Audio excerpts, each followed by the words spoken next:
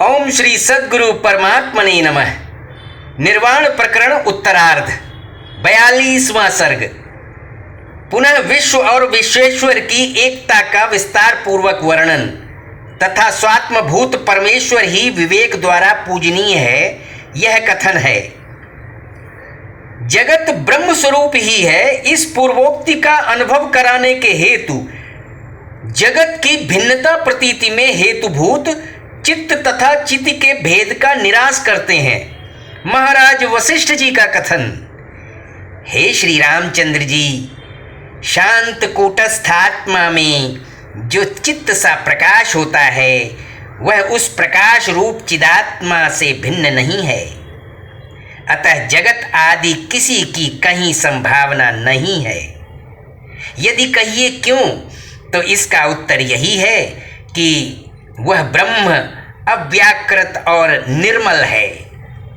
मुख्य वार्ता ये है कि नाम और रूपों के भेद से ही तो इस जगत में प्रसिद्धि है, परंतु यह भेद नाम और रूपों के निर्माण के पूर्व ही उत्पन्न हुए जीव के उपाधिभूत चित्त में हो नहीं सकता, क्योंकि वह भेद उस समय निर्मित ही नहीं है।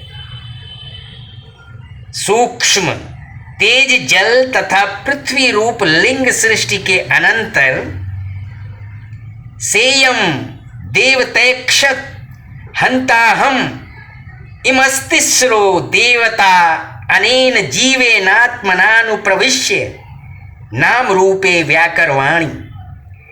इस श्रुति में जगत का निर्माण सुना जाता है।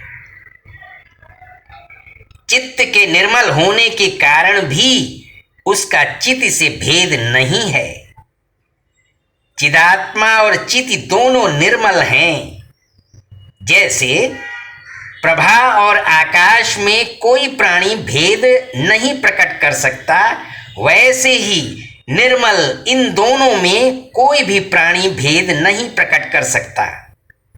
ऐसी स्थिति में चिति और चित्त में भेद ही कहाँ। इसी को और स्पष्ट रूप से समझें।